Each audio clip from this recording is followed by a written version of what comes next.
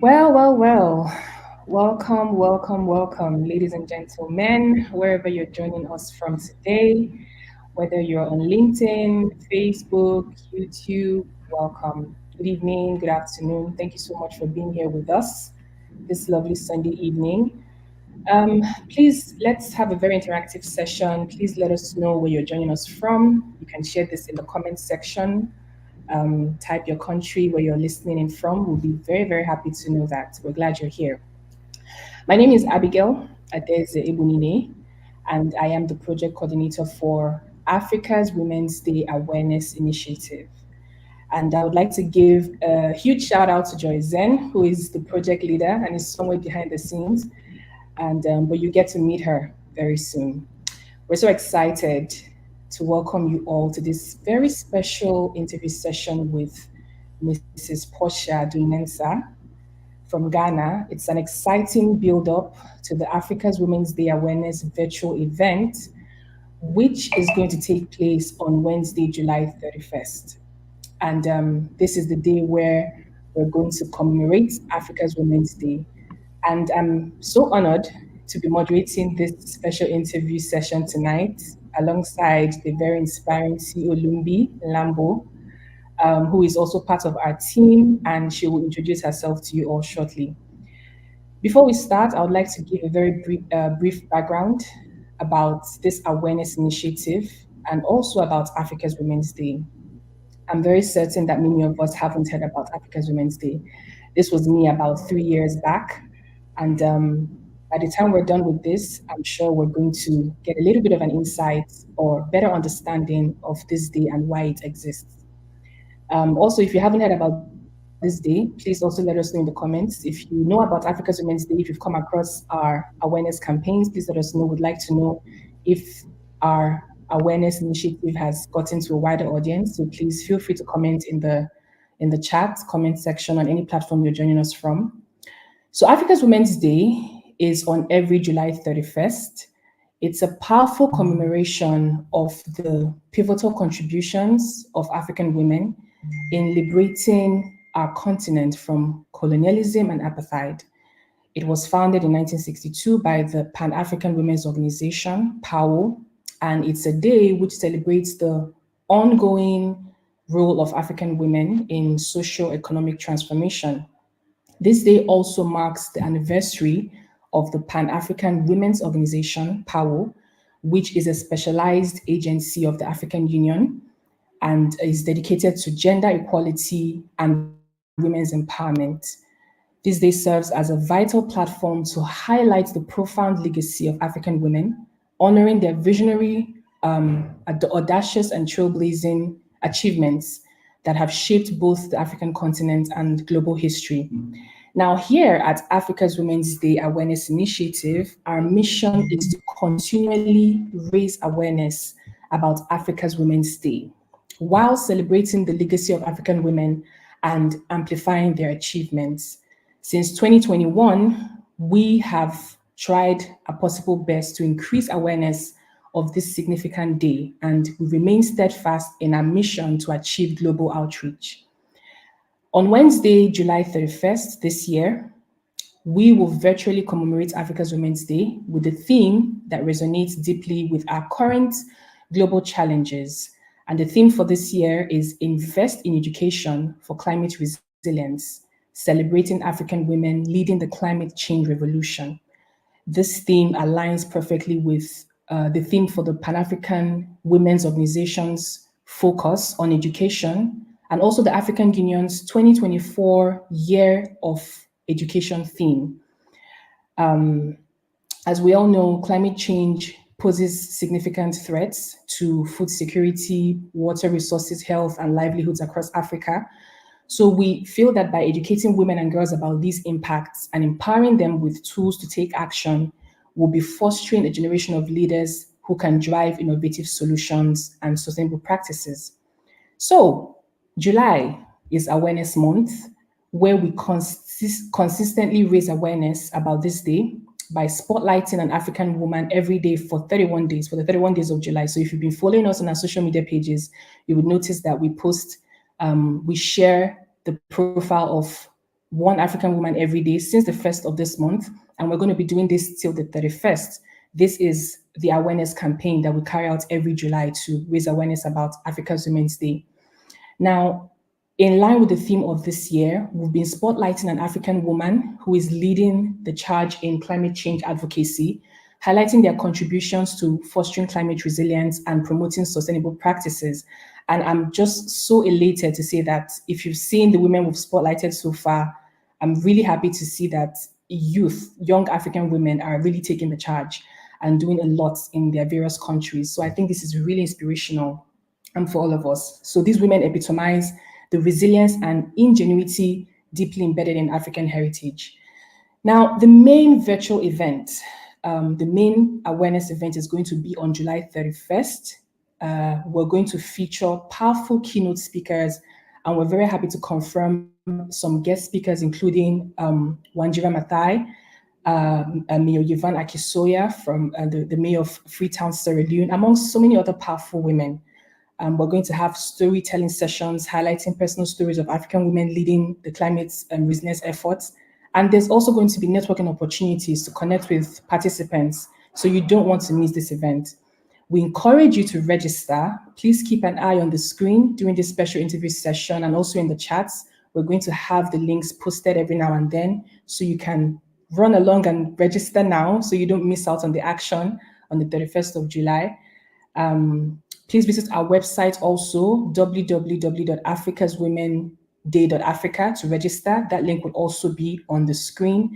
And you can get more information about everything I've been talking about and everything you want to know about Africa's Women's Day, as well as this awareness initiative. Also, you can get a personalized DP. You can get a personalized DP that you can share with your network, with your image, and also to tell them that you're supporting taking action for climate change. The link for that will also be posted in the chat.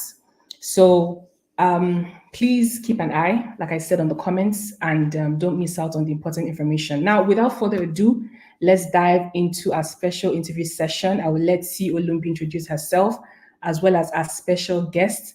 Let's explore Portia's journey and her insights as we build momentum toward our grand awareness celebration on July 31st. Thank you so much, everyone, again for joining us here, and we hope you have an amazing evening. Over to you, CEO Lumbie. Thank you. Well, thank you so much, Abigail, and thank you for that summary on what Africa Women's Day is and where people can register. I am Lumbie Mlambo, also known as a Water Lady. Many of you call me the Water Lady. So here I am, having this day today, celebrating, whether you know it or not, water is a climate issue. That's why I'm here, talking to a very special guest. But having said that, I'm a Water Lady. My foundation is JB Dondolo. It solves the issues with access to clean water all over the world. We are currently working in Africa, specifically in Zimbabwe, Sierra Leone, Nigeria, and some other places to be announced soon. So we're very excited to be everywhere to provide clean water access for women and girls so they don't have to walk far.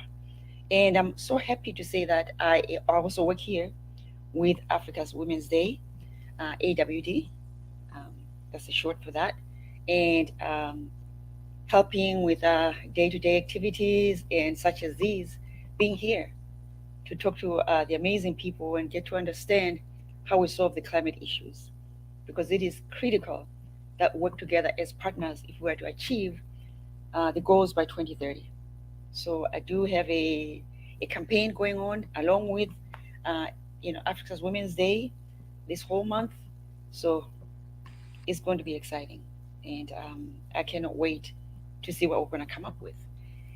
Having said that, I want to go ahead and welcome our guest today.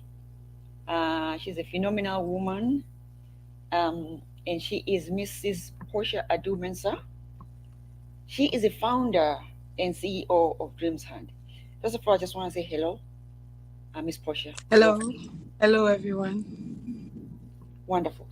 So, okay, I know she's going to talk about herself, but I just want to give you just an overview of who this phenomenal woman is. She is the founder of Dream Hunt, a nonprofit that works in sustainable development and alternative source of livelihood, as well as youth inclusion for development and social welfare. She is an activist on climate change in Ghana, ensuring that clean coal is used in Ghana in order to reduce carbon emissions into the atmosphere. She was a she was a cohort at YALI, West Africa, ILC, and stood for president of the Eagle cohort group, which she won. She's the secretary of Coalition for NGOs in Tema. Ms. Portia affiliates with 350.org as a creative artist, activist, Water Aid Ghana, Friends of the Earth US, Abigail Man Foundation, Ghana Reducing Our Carbon, the GROC, and Strategic Youth Network. Wow, that is phenomenal. When I tell you that the people we talked to this month are incredible, I mean it. I mean it. I know she's going to tell us more about who she is. So, Miss Portia, please tell us about yourself. Just give us a glimpse into your personal story, your personal level, if you will. Hello, everyone. Greetings to all the audience. Thank you for making time to hear about my journey. And I want to thank the African Women's Day for this great opportunity. It's actually an honor. So, my name again is Portia Adu-Mensah, and I'm happily married for 9 years. And I also was born in Tema in Ghana. Basically, I grew up aspiring to be a banker, but the issues of climate change became very touching to me and dear to my heart, looking at how it impacts grassroots communities and young people, and the fact that I can add my voice to help them and translate for them to be able to know how they can be liberated from these issues and how they can contribute as well. So I position myself to be taking the information from the top to the down and also making sure that it transcends from the down up and also getting the youth involved. So growing up, I have always been wanting to make an impact and then causing change. So I started my NGO called Dream Hunt in level 200 of my education. I love my culture. I love Ghanaian food, and I always boast of our heritage. So this is what I am and who I have become. Thank you. You know, Miss Portia is amazing. The person I talked to last week from Botswana also mentioned something about food, and because I love food from various places, just to taste it. And now I hear you saying that you love, your culture, you love your food. I'm like, wow. Now I'm connected to so many wonderful, amazing women, because we do know that in order to produce that food, that's food security, means that the Mm. climate we must take care of and really protect it, right? Otherwise, we won't have this beautiful food that you're talking about. So, with that being said, I would like to know if you can share with the audience your understanding of climate change and some lessons learned through your journey to becoming a climate advocate. Thank you very much. Interestingly, climate change is everyday life and it's living with us and how we practically mitigate or adapt.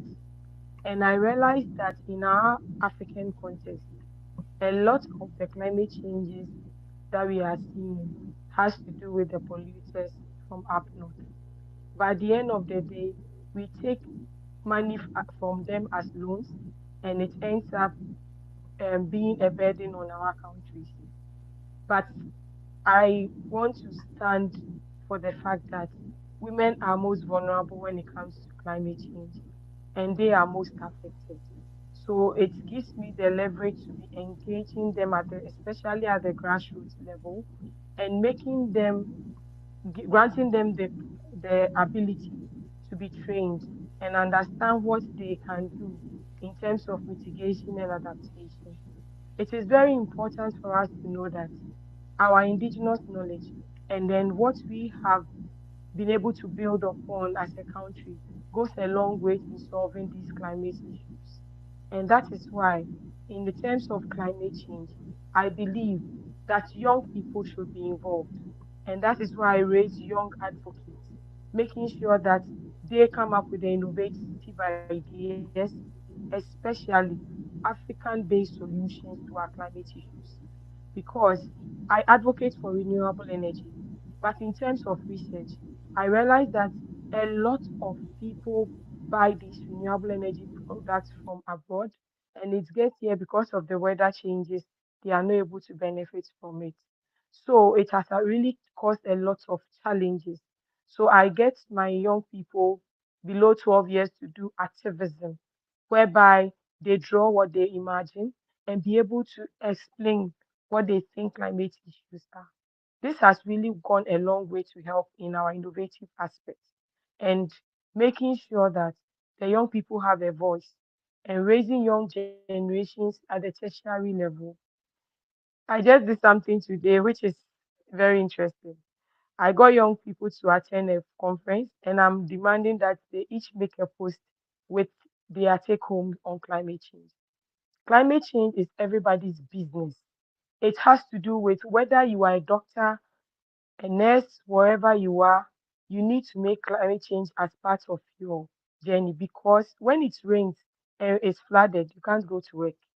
When the issues of climate hit on us, like the climate emergency day, which is happening on the 22nd of this month, which is Monday, I will be leading Ghana to be able to advocate on that. Unfortunately, from the IPCC report, we are going down. And it means that our deadline is fast approaching. So we need to stand up and make sure that we step up in the issues of climate change. And with the issue of water, in Ghana here, the mining sector is destroying a lot of our water bodies, and it is going a long way to affect us. This has really given a lot of impact in communities whereby children are born with a lot of illness. People will say that it's about money, but at the end of the day, the effects of climate change will always hit on us, and we cannot stand but be able to make the right decisions. It has to be a political will. It has to be a decision that has to be taken by individuals to be part of the change that we want to see. And personally, in Ghana here, I have been able to push a lot of people in plastic segregation. And so we got the young people to be on the streets, not just to talk about climate change, but to be picking the plastic bottle and sachet bottles from the homes, the communities, and the market, just to let them know that you cannot afford to be littering or making those mixing your plastics with your garbage, but try to separate them. And these are little steps we can take as you individuals and young people in making this. Young people can use their social media in making this as a forefront to be able to send out this message. If there is an issue of climate change in your homes, you have to remember that it has environmental impact, it links with our health, and it links with every our day-to-day lives. So why don't you make it a national issue? And we are demanding from our government to be part of the change we want to see. So, as young people in Ghana, from 350 Ghana reducing our carbon, on the 30th of August, we'll be marching to the Parliament House, demanding for RE centered leaders because it's our election year and we can't afford to just vote for a leader, but a leader that has our interest at heart in terms of climate change. So, that is what I understand by climate change and why I think it's important for everybody to be part of this. Thank you. Wow, I think that's really very enlightening, to be honest with you, Miss Portia. Just hearing you talk about climate change and how you empower the youth to become involved at a very early age. Um, One thing that surprises me all the time when I run into people that are doing work, business owners, entrepreneurs, I often hear people say, my business doesn't do anything with climate change, nothing with climate. But my question to them is, so you're telling me you don't breathe air, you don't drink water, you don't, so it doesn't affect you, it doesn't impact you? Because climate change is really for everyone, you know. It's not just for one person. Everyone, like you said, all the way from government, politics, to non-profits, to the corporations, to everyone, individual. So just hearing you say all these things, I'm just reminded, constantly reminded that, you know, um, our work efforts, no matter how small they are, wherever we are, those small efforts contribute to our climate change actions. So that by 2030, when we get to that 2030, we should at least have made some progress, because right now progress is amazingly very slow, because we're not all connected and partnering and discussing like you and I are doing here today. So thank you for the efforts that you're doing, and also I cannot wait to see your event. Hopefully it's going to be on there on Monday, like the one you're going to be participating in, and the one where you're going to be marching on the 30th. I cannot wait to see that, and I hope that everybody here watching here today and listening to this today, that they're taking action and following you to find out how can they participate, because this is opportunity, this is a time to participate. If we miss this opportunity, then we've missed it. Which now leads me to the question, what led you to become a youth advocate and a welfare advocate? I know that for the youth, you're trying to empower them so that at a very early age, they participate in contributing and actually, participating in the conversations and giving in their knowledge, so that we can learn from them how they think about climate, be it through drawings or anything that you want them to do to showcase that, like you've given them a task. But I want to hear some more from you on what led you to do that. Okay, so I want to first thank 350.org. In 2013, they brought together 500 youth from 128 countries, and I happen to be one of the selected ones to be in Istanbul, Turkey, to be taught about the issues on climate change and how it relates to our countries. So when I went for this meeting, it changed a lot about me because it made me realize that this is a real time issue we need to be part of. So I came back to Ghana with a team of 7 young people, and we started the 350 Ghana reducing our carbon. By then, I had already started Dream Hunts from the university level, which was already engaging young people with their career pipeline aside your career, creating a business and other things.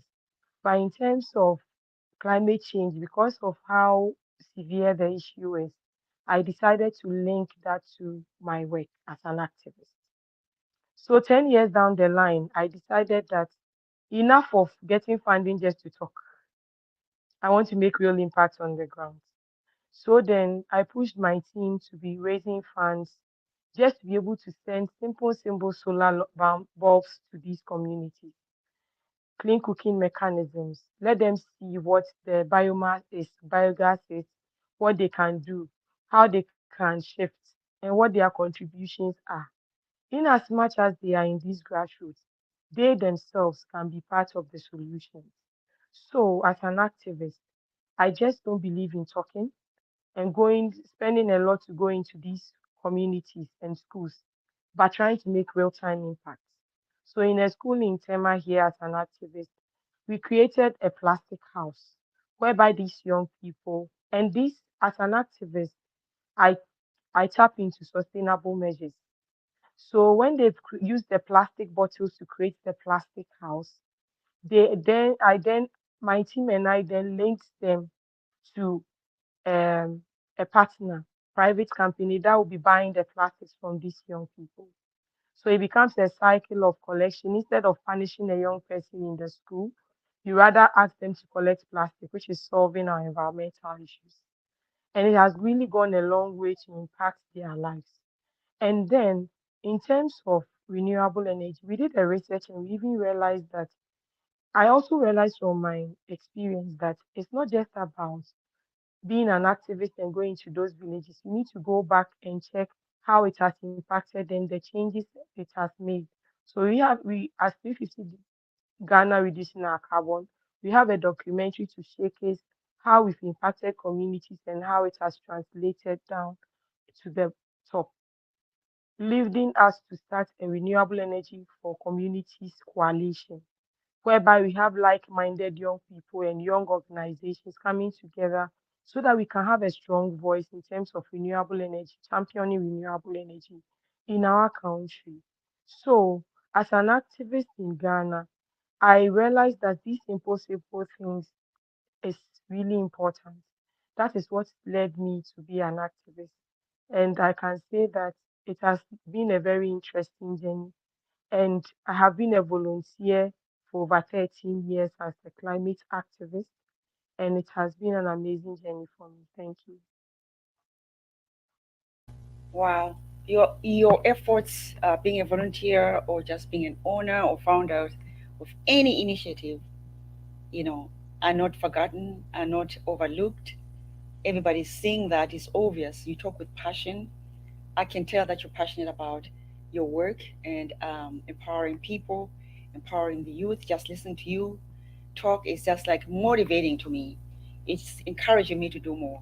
I really like what you said about it's not about just talking. You want to see real impact, real change. Enough talks. I also believe the same that, I think we've done enough talking. I think talk without action leads to nothing. So now we really, really need to see impact on the ground, which is why I'm so happy that we're going to be seeing you on the ground, marching all the way. Thank you. So we're going to be rooting for you and cheering for you and supporting you. I'm also going to be doing the same thing this Thursday, making a global press conference in Nigeria with my team in Nigeria, talking about the SDGs for Africa. So Great. I think that's going to be exciting to have people talk about this and actually march, you know, Yeah. to let people know how critical it is to partner. Because if we don't partner on the goals, we're not going to make it by 2030. So I really like what you said when you talked about, you know, going back, once we do our work, going back to see what change has been made. You know, it's not about, well, I did this and then you move on. What change, what impact did you really do? And I really like that. So, which takes me to your next question here. Um, you know, can you please educate the audience on your nonprofit Dream Hunt? I love the name, so I hope you can also include something about how you picked the name. Okay, very interesting. It was actually named by one of my housemates in the university. So we formed Dream Hunt in the university when I was in level 200. I just wanted to do something for my little sister, who is now a medical doctor, but has always been following me for climate issues. So now in my advocacy, she always follows me to talk about how climate change links to health. And she's been rooting for a lot of doctors, young doctors, to join us at the grassroots level. Because of that, I think 25th of this month, we are going to a community with total darkness, whereby we are going to provide them 65 solar bulbs and 3 street bulbs. The essence of this is that you receive funding, but what is your funding doing? Is it just going to spend on you, transportation, hotel, sitting in a comfortable place, making 2 hours into that community and just talking to them? That is why the name Dream Hunt and 350 Ghana reducing our carbon really sits with me, because we believe in the fact that it's not just about speaking, it's about impact. And with Dream Hunt as well, we are into environmental care campaign. So it's a cycle. We teach about knowing your SDGs. We teach about understanding the fact that water sanitation and hygiene has to be practical. So we go into schools and try to engage them on what they can contribute, how they can keep their environment clean, how they can save water, how they can save energy. We also go into school gardening. because in Ghana here we have what we call school feeding program. But we realize that the nutrition aspect of it has to come from us as young people.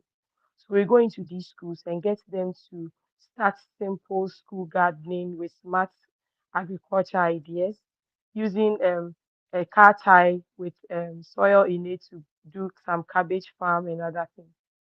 And then through that cycle, we also have what we call the youth inclusion for development. That always becomes the climax whereby we bring the it's interesting because we bring the key stakeholders, the community leaders, the chiefs, the teachers. For the young people, we call the those that provide us with electricity in Ghana is called ECG, Ghana Water. Everybody that matters in that community is brought on that stage, whereby these young people are to ask questions what they don't understand, and then they too can showcase what they have contributed at the end of the day. And we use entertainment. So we have environmental entertainment for them to use that to make demand. And on 22nd for the climate clock day, we have a, an action board committing to reducing 1.5 degrees commitment board, which all these young people will be signing on to make their own commitment. And it's one of the interesting aspects that has pushed us far. And then waste management is one of the things that we do when we do career education and then trying to shape them as well. Thank you very much.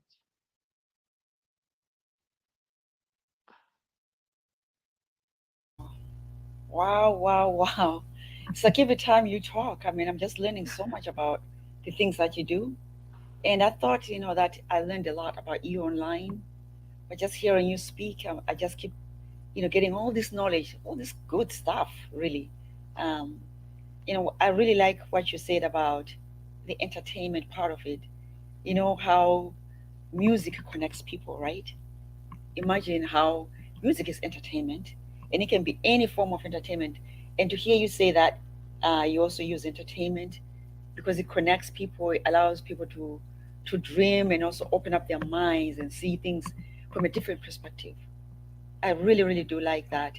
Um, I'm actually, taken back to what I used to do for my organization, what we called Music for Water, how it attracted so many people, so many humanitarians to rally for water, sanitation, and hygiene. So hearing you talk about all these things where you go to the schools and the community development, the youth development project that you have, and you know the SDGs that you champion, that are like really like you taking all this work to like a dark community and providing all this solar and lighting up that community. And for people to understand that that solar is actually clean energy and green energy that could also come from the natural resources that are around us. That is amazing. That is actually what we should be doing. So thank you for having your organization do that and allow us to see, uh, kind of take us on this road with you, on this journey with you, to see how we can better ourselves and also do, um, follow the lead, to replicate that and, achieve the SDGs by 2030. With that being said, I want to really go straight to the next question about you being an activist with several affiliates. Tell us about your work with 350.org. I am a servant of 350.org. I sit in Ghana as the national coordinator for 350.org. And I can say that it has really given me a lot of opportunities to the extent of raising young people through 350 in all the universities. We have a platform whereby we share opportunities, knowledge, and then we help each other to be able to build on their career. And through that as well, we connect with, we have a program called Women in Renewable Energy. We have renewable energy in schools. We are hoping to raise funds to do a renewable energy summit which will bring all the players on one platform to share knowledge and make real impact, whereby they can see that yes, indeed, we can have an African based solution to our climate change issues. And then we also have what we call the activism for RE. And then we make sure that we build the capacity of women and young people to build resilience and also transcend into building simple solar bulbs in their own way with things they can identify with in their community. And 350.org has really built my knowledge and capacity to a very a wide extent because they open me up to international levels and grant me education and trainings to be the best advocate I am now. And we work closely with 350 Africa, which has branches of other African young people under that umbrella. So we do solidarity and courtesy calls at every level. Recently, we supported Uganda and Tanzania with the issue on RE Power Africa, which Ghana did a Solar Africa conference to showcase our solidarity and also follow on their press release for young people to see what is happening in different regions and how we can collaborate. The essence of me being in 350 and affiliating with all these organizations is one, for networking, and two, to be able to understand and be part of other people's work and learn and also support their initiatives. And it has really helped me, especially in having a lot of knowledge. There is this organization in Ghana recently who has received the readiness support from GCF called Heart of. And when I went for their training recently, I had met a young person and I was telling her that, can I see your notes from Heart of? And she said, Auntie, I left the one that I did home.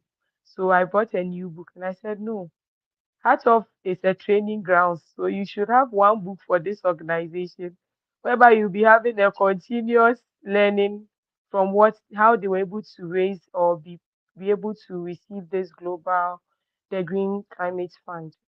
And so I realized that affiliating with these people has really broadened my knowledge, and serving on these platforms has also helped me in a long way, which I want to thank all of them for those opportunities. And I try my best to be able to share experiences, network, and I think it's important for me to say this, that now funding doesn't sit with one organization but networks. So it's important that we collaborate and come together to be able to raise strong issues, bankable projects that can be able to help solve our issues on the ground. Thank you. Wow, that's really amazing to hear, and just very enlightening.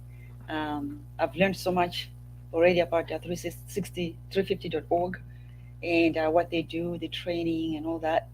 And to hear you say that for some of these trainings, you need a book for each session, like a notebook, because all that knowledge that you're going to gain is going to be so valuable to your life and to your journey, especially for us women who are really trying to catch up and are so behind in, you know, running our own businesses and actually championing something that we can call our own. I think it's remarkable hearing you say that you are filling uh, the capacity of women and girls with things like, you know, solar that they can do by themselves and actually have something that they can say we created, and also fundraising in schools um, for energy, solar energy, so they can say this is our own. We created this in Africa. We we we know how to take care of it. We can develop it and we can maintain it because this is who we are. We created it for us, and it's going to work for the environment that we have. It is so enlightening. I hope that people listening here are absorbing this as much as I am, gaining knowledge, because the essence of collaboration is key. Essence of supporting one another, supporting initiatives, and networking, like you said. And I hope that everybody here listening today is taking notes from this. If you're not taking notes, at least you're going to go back and watch this video. So, um, so please shed some light for the audience on your affiliation with Water Aid Ghana. I do know that you work a lot with water, sanitation, and hygiene, and I'm thinking that that connects to that, and also Friends of the Earth, U.S. Abigail Foundation, Ghana reducing our carbon, a GROC. Some of this we've covered. You may not need to cover everything, and the Youth Network, which I think some of this we've covered. You may not need to cover it again. Yes, thank you very much. So when Dreamer started the initiative of WASH, we had to connect with Water Aid to learn from them. And that is what has built us on our WASH projects in various levels. And we want to commend Abraham in those years who, and then we also mostly go for their water aid programs and also volunteer as well. Interestingly, working with these other affiliates, the Bibin Suma Foundation has also been a very great support to my journey because the founder was the one that identified me first, selected me for the 350.org training, and believed in the fact that he has been my mentor since I started, and he's called Mr. Kenneth Amwatin. He has been a strong backbone to my journey, the trainings, and then the advice. I cannot I cannot stop thanking him for that. And Friends of the Earth US came in with 350.org when we as young people were pushing to stop the establishment of coal in Ghana. So they were helping us with some of the knowledge, connecting with 350.org and the strategies that we had to implement at the grounds.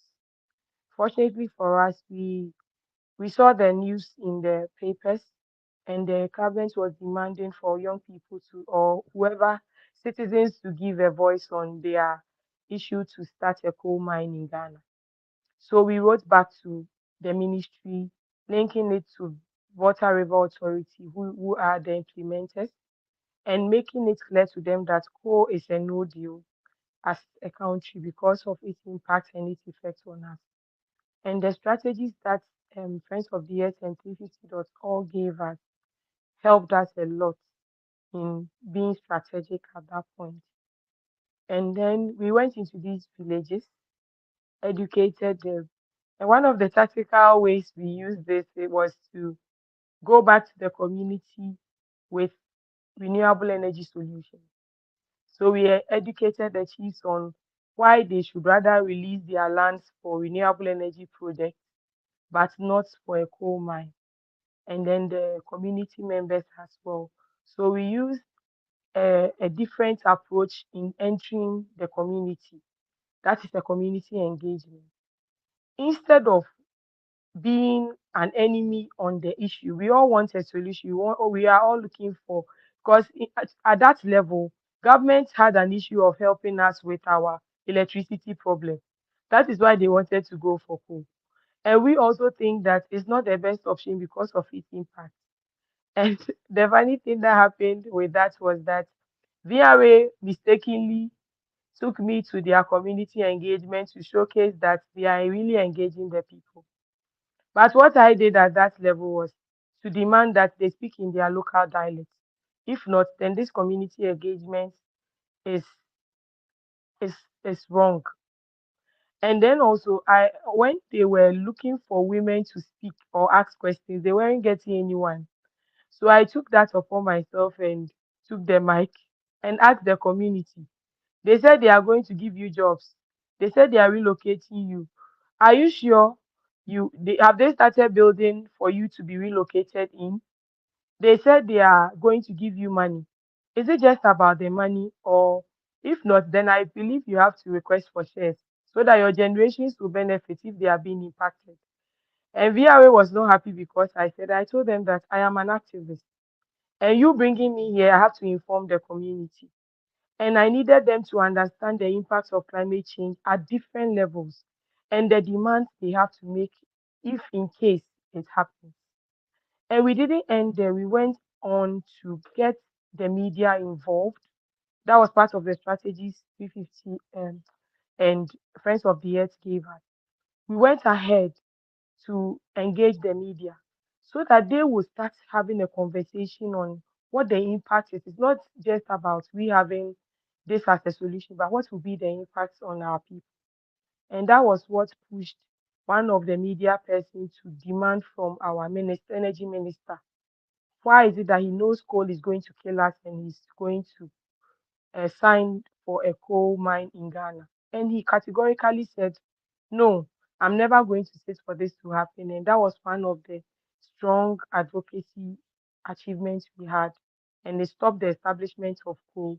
And now government is requesting to have 10% renewable energy by 2030, which is sad that they are just 1%. So we did a match to the Ministry of Energy demanding that they should be more ambitious in their targets. And that is how we have been since we affiliated with these people. Thank you. Wow, that's activism right there. Activism in action. Guys, if you're listening to this, I'm sure you're like thinking, how can I get my idea to somebody to listen to my idea? You know, I want this to change. I want this climate issue to change. Whatever it is that you're in, I hope that you're absorbing and really seeing how action can happen. It doesn't happen overnight. You have to campaign, you have to march, you have to speak and be passionate about your cause. And just like we're hearing Miss Portia here, she's inspiring us to take action. And this is remarkable. So let's go to our next question. And you saying all this, I'm like wanting to know who inspires you? Who is inspiring you uh, to be this person that you are?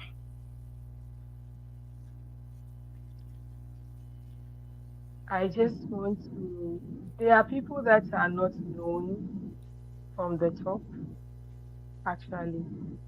My mother always says that she thanks my husband for seeing that strength in me because as a mother, she wanted me to sit in the banking hall. So she would point to the bank that this is where my daughter works. But my husband has been my great inspiration and some amazing women on the forefront that have also really inspired me. And I have been a very, I've been admiring a lot of young chief uh, key women, the one who is in charge of WH uh, trade. Uh, she's a Nigerian, actually. And there was Wangara as well. I've always been inspired by how they stand out and stand up for the right causes. And then there is this person in 350 Africa called Rukaya. She's always telling me that, yes, indeed, you can do this. And there is this young person in South Africa called Intokozo Meloy. She brought the light in me because the first time she engaged with me, she asked me, Portia, when they brought the climate clock to Africa, they were always calling for meetings. And the other NGOs were like, why are you not asking? Why are they not talking about money?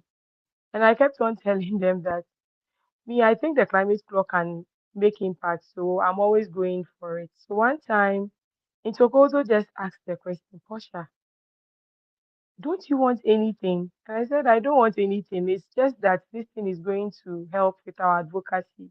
And we need to all support that. And this young lady from South Africa told me, Portia, you need to walk into every room with your head up high because your impact and what you have done on the grounds is more than you can imagine. So Intokozo has really inspired me a lot. and brought out the best in me. And she's been sponsoring through her when she was with Climate Clock, they were sponsoring me for international opportunities to go to COP and have a voice. So I was able to present the Climate Club to the President of Ghana. I have been able to present the Climate Club to the Second Lady of Ghana. And I work closely with one of the top musicians in Ghana called Ochiame Kwame. And these have been the great inspiration that I have had in my journey. And I have my team members on the call. And I want to tell all of them that I thank them very much for the great support and believing in me. My husband too is on the call. I want to thank him so much for always believing in me. Because you know, in Africa, to be a volunteer, you are not paid a dime for your volunteer work. But we've always been pushing and being standing for the right cause. And the fact that it's making the change we want to see has been one of the strength that has taken us this far. Patricia Odebia, thank you very much, my administrative secretary, and then all my team members from Dream Hunt, and then all my team members from 350 Ghana Reducing Our Carbon. Thank you. Wow. You are truly being the change that you want to see in this world. And the people who inspire you are also the same. Your team is remarkable, and it's good to see them supporting you in executing your vision and mission. So you have a good team. Um, so I want to let the audience know we do have some questions, but we're almost at the end, so we're gonna wait until then, and then we'll ask those questions. We have a few questions. So so now let's move on to you. Can you please share some of your struggles and obstacles and how they made you a stronger person, professionally and personally? One of my struggles, I want to really be able to build um, a community where women have their leverage to do something on their own and being the leading in the solution. So I did a presentation one time and I was telling them that it's not just having a seat at the table or having a voice, but being heard and being part of the change when it comes to even implementation. So our recent project in the community, I told my team, I decided this time that I'm not going to lead on anything. So I gave them the opportunity to receive the funds, work with it, and then come up with the ideas and how it translates into these communities. But I always sit in their meetings to guide them. So one time I was in this meeting and Jane said, Auntie Portia, what do you think about this? And I said, no, it's not about Auntie Portia. Look at your budget and decide what you can do with your team. And I was happy I said that because one of my struggles has always been the fact that because you are a leader, you have to be taking all the decisions. And one thing that has fit with me with my leadership is the fact that you need to empower others and believe in the fact that they can also make something out of it. So one of the meetings I couldn't attend, and they called me that they want to tell me what has transpired. They came up with an idea that instead of spending money on themselves and the community, they rather use it to buy more bulbs for this community. And I realized that, in fact, these people are really getting to understand what it means to go into these communities and make the real impact. The funds has been coming little by little, but it's always for advocacy. And that has been my greatest challenge to Africans because it has to be for solutions.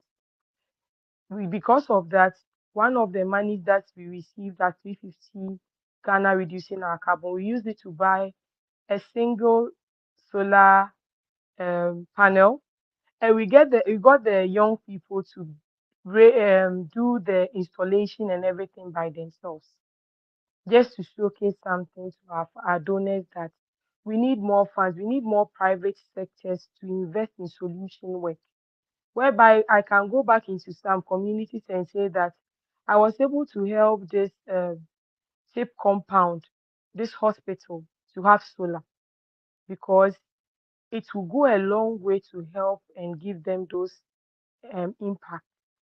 And we need to also be giving the platform on international levels to speak and have the chance to be able to speak on real time issues in our community. It has been a big challenge because I realized that it would have been good to go with about 10 or 20 young people to COP, whereby we strategically position them to be making a lot of. I always say that we take advantage of the question time to hit on what we want to say. So if we know that today this leader that we cannot talk to is having a session here, we position these young people to go and ask the strong questions, and then we get the answers that we need as young people. But when it gets to that, even getting a single accreditation becomes a challenge.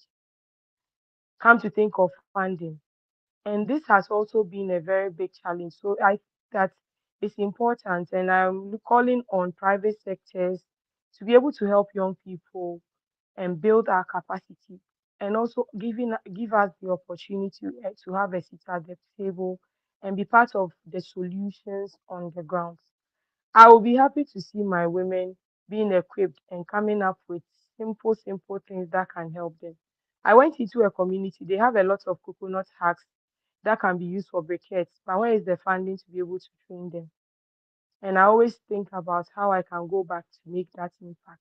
So those has been my struggles as a young person, leading this change and going into these communities. Because when you get there, you understand why it's important for them to be part of the solution in mitigation and adaptation. Thank you. Yeah, that's why I always say fund women because it's important. Because nothing is going to work by itself. We can only do so much, but without funds or funding, it is so difficult. It is really, really hard. But I'm glad to see that you've been able to overcome those challenges and rise above the occasion. And look at you, you're still, going strong no matter what because of your resilience and your team is behind you. Everybody's supporting you. So thank you for that. I want to go to the next question. Uh, what do you say has been your greatest accomplishment, Miss Portia? All right.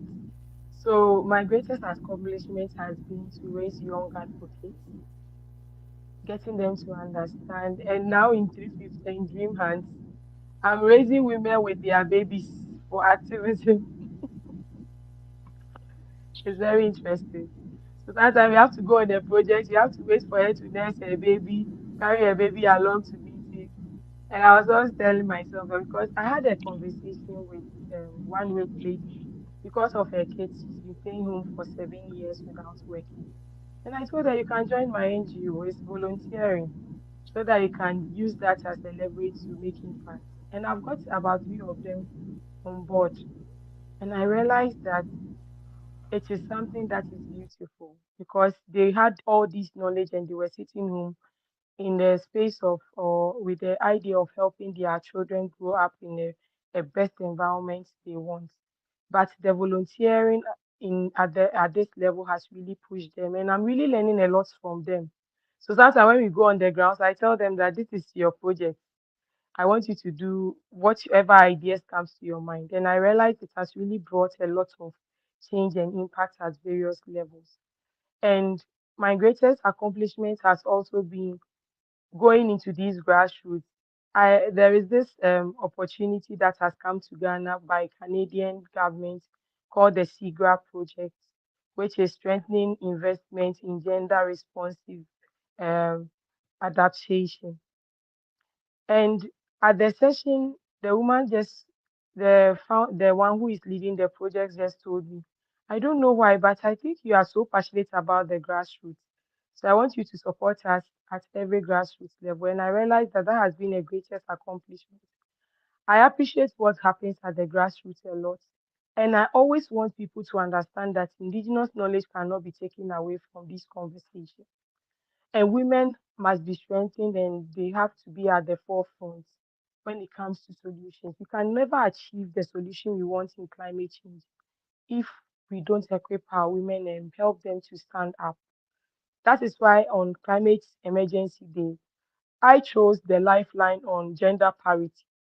So we'll be meeting a parliamentarian to have a voice to get women on board because we have less than 50% of women globally in the parliament house. So you can see why we are all suffering globally.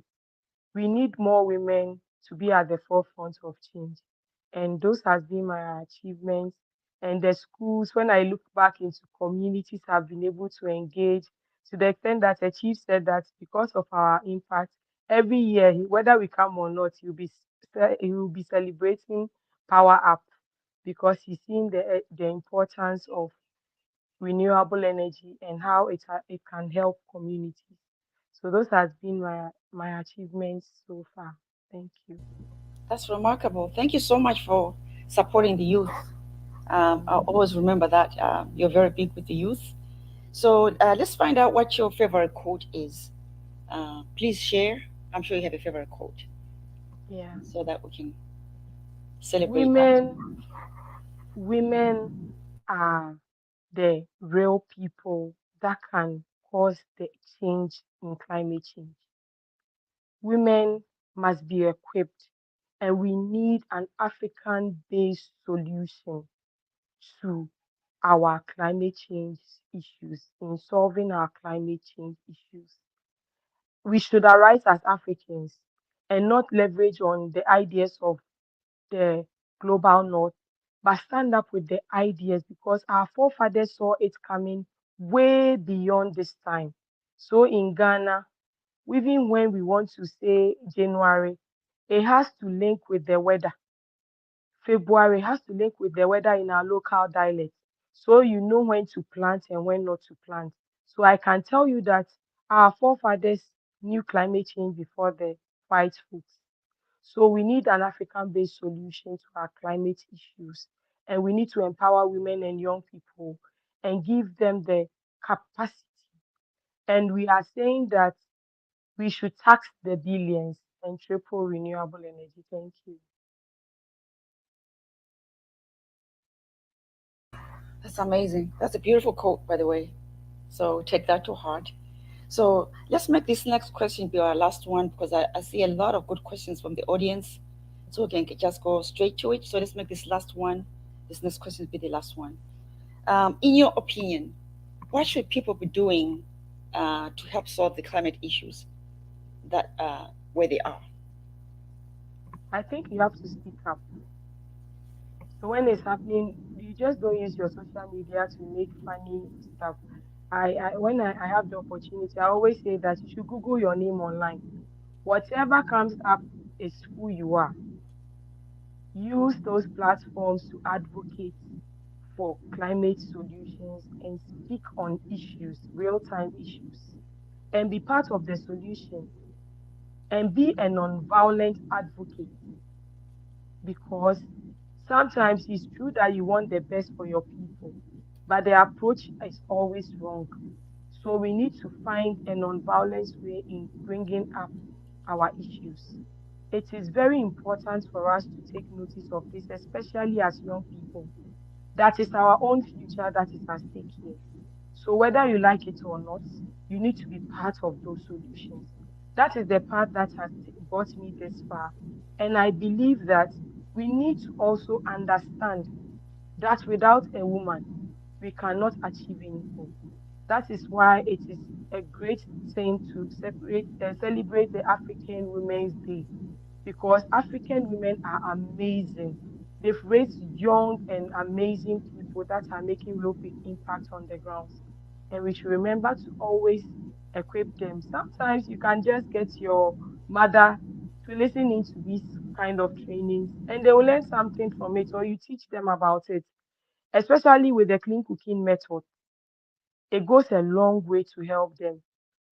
And we have to come to the point whereby we use the little platform, the little opportunities we have to make impact and bring about solutions.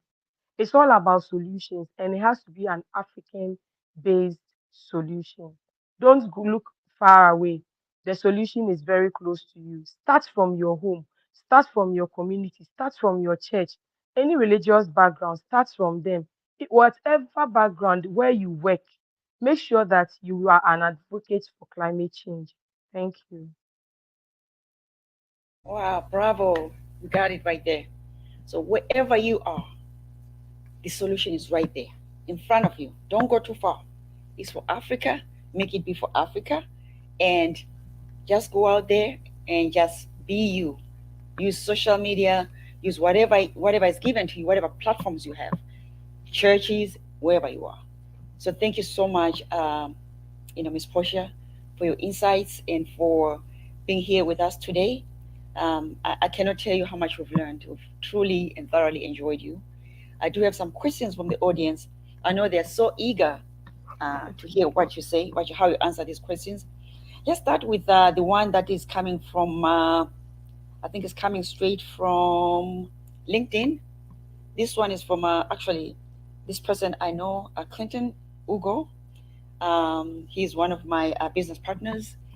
He's saying, what do you think are the biggest barriers to integrating climate education into the national curriculum?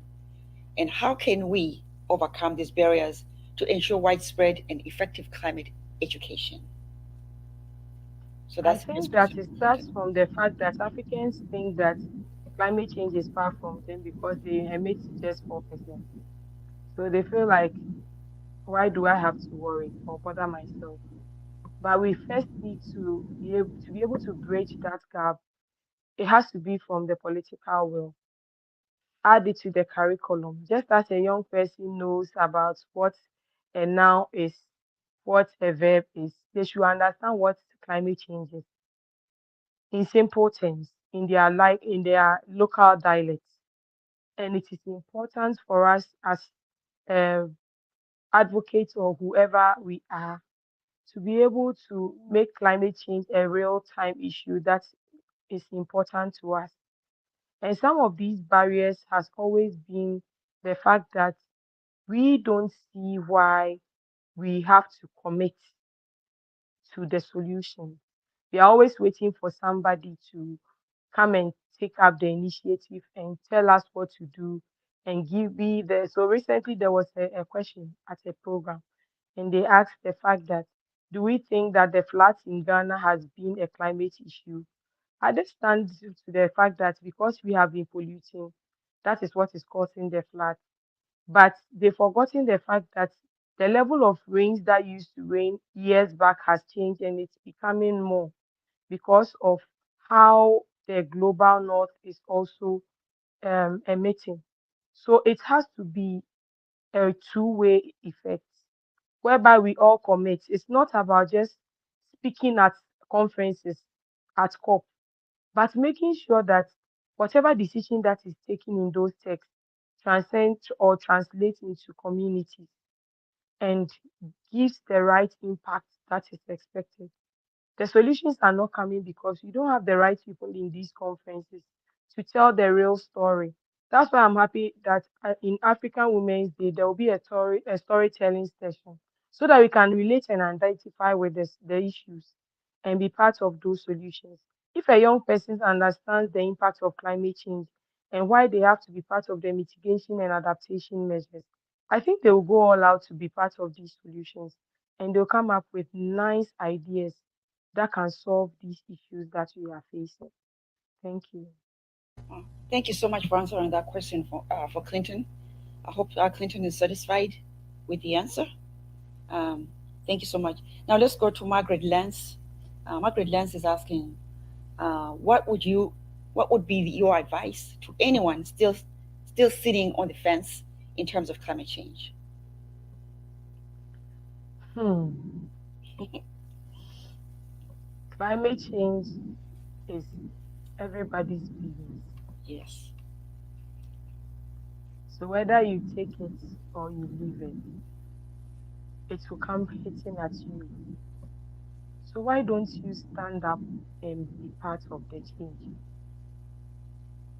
Start from yourself, actually. Link everything you are doing to the SDGs. Understand the nationally determined contributions and how it translates in your country. and link it to the solutions. In Ghana, we have private companies coming up with corporate social responsibility.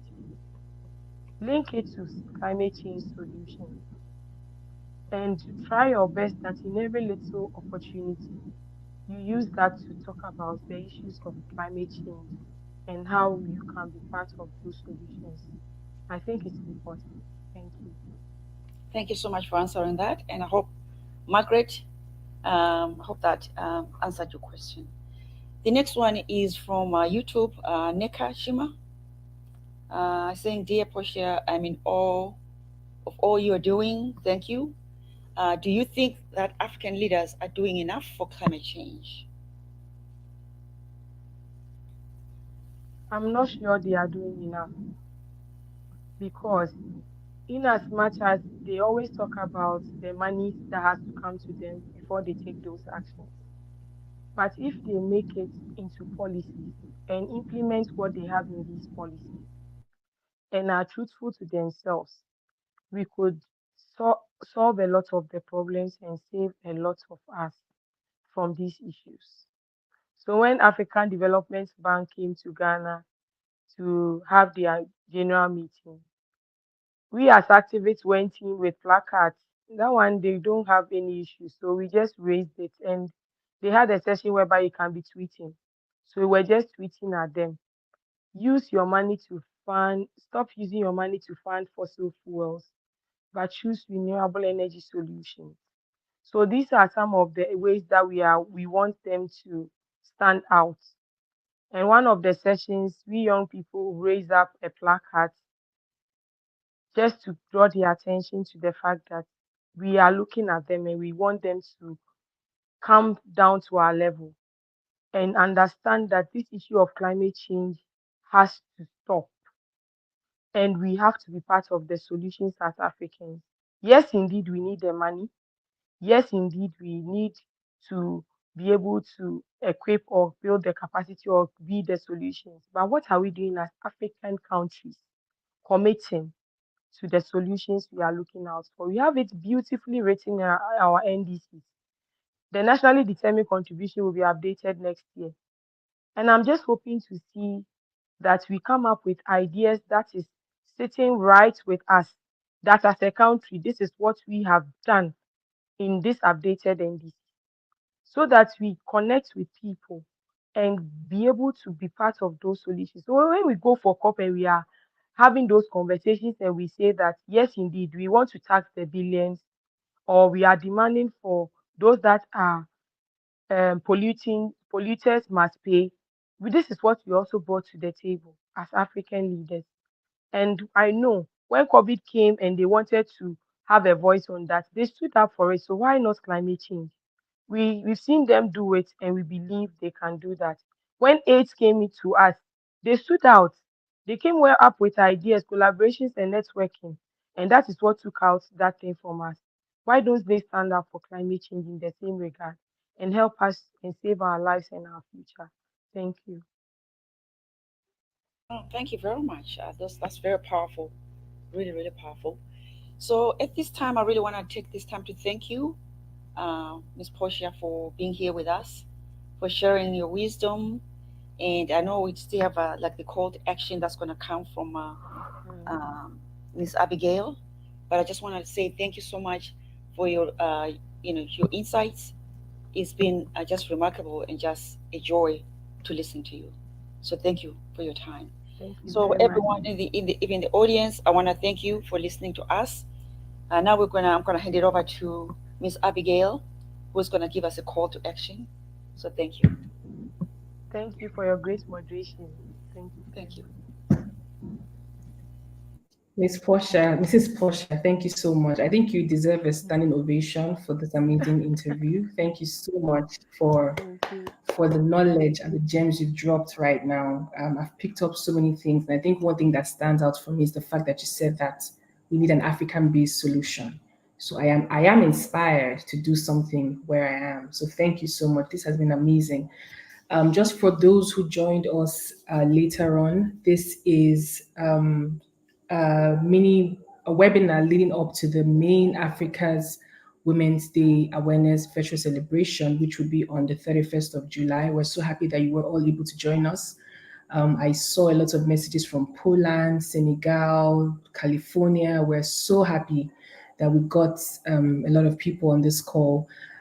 This is just a snippet of what you're going to experience on the 31st of July. So please register. The links are on in the chats. You'd see us posting this every day with the ladies that we spotlight. So please register, share with your family. Like Mrs. Portia said, you can bring your mom, someone to listen in. They might just learn from these sessions. So please register. It's free. And also you can get your DP, your personalized DP. The link also is going to be in all that we're sending out. It's also somewhere here in the chat. I think it should come up on the screen now. You can share this with your network. It has your picture and it shows that you're also supporting taking action for climate change. So these are all things that we're doing to raise awareness about this very crucial topic.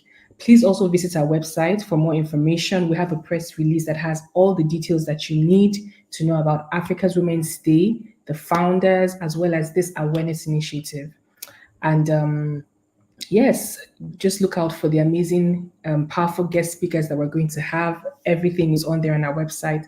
And if you have any questions, please don't hesitate to reach out to us. We have our email address as well, africawomenday@gmail.com. And we're also open to sponsorships, partnerships. Please reach out to us. And we look forward to seeing you on Wednesday, the 31st of July, 2024. Please be there. Okay, it's going to be from, I think, 6 p.m. Central African time. That's the starting time. So you could just check what time that is for you in your current location. So don't miss out. It's going to be amazing. Thank you again, Mrs. Portia. And yes, I think we're just going to wrap it up here now. If you have any more questions, you can save them for the main event, or you can send them to us. We're open to answering your questions. We can always forward them to Mrs. Portia, and we'll be happy to answer your questions. Thank you so much, everyone, for joining us. From me, have a lovely and blessed evening.